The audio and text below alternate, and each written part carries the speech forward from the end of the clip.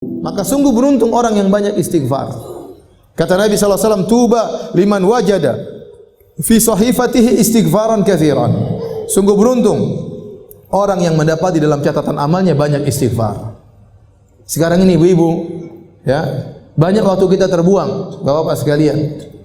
Saya kalau di Arab Saudi saya sering lihat ada tulisan imla awqatak bil istighfar. Kita lagi ngantri ada tulisan isi detik-detikmu dengan istighfar. Kita kalau di Saudi kita jalan dari Mekah ke Madinah, tengah-tengah ada tulisan subhanallah. Di tengah tulisan alhamdulillah. Kenapa orang yang bersafar agar ingat kepada Allah kemudian dia berzikir di tengah jalan. Betapa sering saya lihat orang ngantri, mereka sambil berzikir, astagfirullah, astagfirullah, astagfirullah, astagfirullah. Sekarang mulai berubah dengan adanya medsos. Sekarang orang ngantri langsung buka Facebook, astagfirullah, astagfirullah, astagfirullah. Alhamdulillah, alhamdulillah. Sekarang lihat macam-macam, malah bikin dosa sambil nunggu bikin dosa. Kenapa lihat macam-macam sambil nunggu? Isi waktumu menunggumu antrianmu dengan dosa. Seakan-akan begitu. Lihat berita macam-macam, lihat berita hoax, lihat komentar-komentar, cari-cari kesalahan orang, ikut nge-share keburukan, ikut komentar keburukan, ikut nyakitin hati orang lain, nuduh yang tidak-tidak, ikut sebar berita bohong, ikut mendengar berita-berita ghibah, ikut baca berita-berita ngerumpi, melihat aurat orang lain. Isi waktumu dengan dosa, seakan-akan demikian. Nah, kita ini banyak dosa. Maka kalau kita lagi di mobil, istighfar, astagfirullah, astagfirullah, astagfirullah. Lagi nyetir, astagfirullah, astagfirullah, astagfirullah. Enggak usah malu-malu. Kadang kita duduk bareng mau astagfirullah enggak enak. Kayak soalim. Model kayak begini nanti cuek aja. Kerasin suara, astagfirullah, astagfirullah. Tumben, Bu. Astagfirullah, astagfirullah, sudah cuek. Sudah istighfar aja. Cuekin. Kalau kita terbiasa, nanti jadi biasa. Ustaz, saya takut riya. Kenapa anti takut riya? Karena anti tidak terbiasa. Orang itu terkadang takut riya. Kenapa? Karena tidak terbiasa. Kalau terbiasa cuek, orang bertamu di rumahnya, sebentar, saya mau sholat duha dulu ya. Cuek aja. Tapi kalau, wah itu berarti karena dia tidak biasa sholat duha, makanya dia apa? Takut riya. Tapi kalau dia biasa cuek, dia enggak peduli dengan manusia, gelar sajadah Allahu Akbar, tamu-tamunya ngobrol biarin aja. Harus biasakan diri seperti itu. Ya. Di bandara buka Quran takut riya. Kenapa? Karena jarang baca Quran.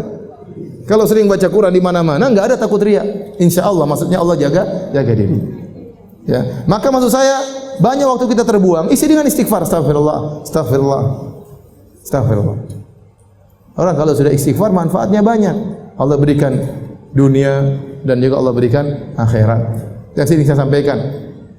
Siapa yang lebih baik daripada Allah Subhanahu wa taala? Tidak ada yang lebih baik daripada Allah Subhanahu wa taala. Kalau orang bertobat, kalau orang beristighfar, Allah bukan cuma ampuni dosa-dosanya, bahkan Allah kasih bonus dunia dan akhirat.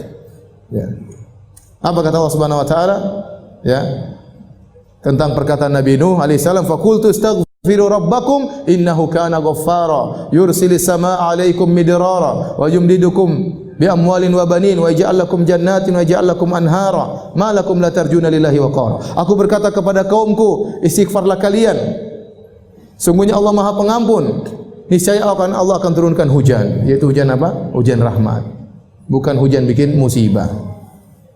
Ini perkataan Nabi Nuh kepada kaumnya. Namun tatkala kaum Nabi Nuh tidak beriman, Allah tetap turunkan hujan, tapi hujan apa? Azab. Seandainya mereka beristighfar, hujan yang turun bukan hujan azab, tapi hujan apa? Hujan rahmat. Kata Allah, yursil sama alaikum midrara wa yumdidukum bi amwalin wa banin. Allah akan perbanyak anak-anak kalian, Allah akan perbanyak harta-harta kalian. Wa ja'alakum jannatin wa ja'alakum anhara. Allah akan tumbuhkan taman-taman bagi kalian dan Allah akan alirkan sungai-sungai bagi kalian. Dunia Allah berikan. Akhirat Allah juga berikan. Ya. Ya ayyuhalladzina amanu tubu ila Allahi taubatan nasuha. Asa rabbukum ayyukaffira ankum sayyi'atikum wa yudkhilakum jannatin tajri min tahtihal anhar. Wahai orang yang beriman, bertaubatlah kepada Allah dengan taubat yang nasuha. Niscaya Allah akan hapuskan dosa-dosa kalian. Apakah titik? Belum, masih koma. Ada kelanjutannya. Wa yudkhilakum jannatin tajri min tahtihal anhar. Allah masukkan kalian ke dalam surga yang mulai di bawahnya sungai-sungai. Siapa yang lebih baik daripada Allah? Tidak ada yang lebih baik daripada Allah Subhanahu wa taala. Manusia, kalau kita berbuat salah kepadanya, kita minta maaf, Dia cuma maafkan, tidak kasih bonus. Apa ada orang kita maki-maki dia, setelah itu kita datang, maaf Mbak, saya kemarin maki-maki Mbak, saya minta maaf. Oh begitu, ini nih, saya terima permohonan maaf engkau dan ini mobil saya kasih buat kamu. Apa ada orang seperti itu? Mustahil. Tapi Allah Subhanahu wa taala, kalau kita dosa kepada Allah, kita maksiat, kita bangkang perintahnya, kita melanggar larangannya terang-terangan, kemudian kita kembali kepada Allah, ternyata Allah kasih dunia, turunkan hujan, Allah berikan rezeki, berikan anak-anak, Allah bukakan taman-taman, Allah alirkan sungai-sungai, di akhirat Allah masukkan surga. Terus lantas apa yang buat kita enggan untuk bertobat dan beristighfar kepada Allah Subhanahu wa taala? Dan istighfar yang terbaik adalah di waktu sahur. Wal mustaghfirina bil ashar. Dan orang yang beristighfar tatkala di waktu sahur. Makanya ibu-ibu jangan lupa bangun malam, meskipun hanya 15 menit, meskipun hanya setengah jam. Saya katakan meskipun cuma 10 menit, salat witir 3 rakaat, kemudian istighfar, astagfirullah, astagfirullah, astagfirullah, astagfirullah. Kata Allah, wal mustaghfirina bil ashar. Orang-orang yang beristighfar di waktu sahur. Dalam ayat yang lain, ya, wabil asharihum yastaghfirun.